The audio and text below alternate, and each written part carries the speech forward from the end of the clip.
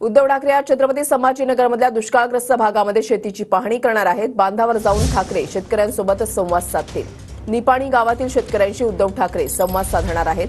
पाऊस पडत नसल्यामुळे मराठवाड्यावर पुन्हा दुष्काळाचं सावट आहे। उद्धव ठाकरे आज छत्रपती संभाजीनगरमध्ये असतील, मात्र दुष्काळग्रस्त भागामध्ये त्यांच्याकडून शेतीची पाहणी सुद्धा केली जाणार आहे।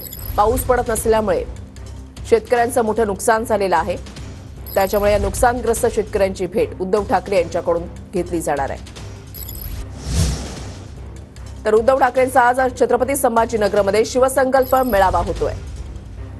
दत्ता कनवटे आमचे प्रतिनिधी आमच्या सोबत आहेत। दत्ता, या मेळाव्याचं आयोजन कशा पद्धतीने करण्यात आलेलं आहे? किती वाजता मेळाव्याला सुरुवात होईल?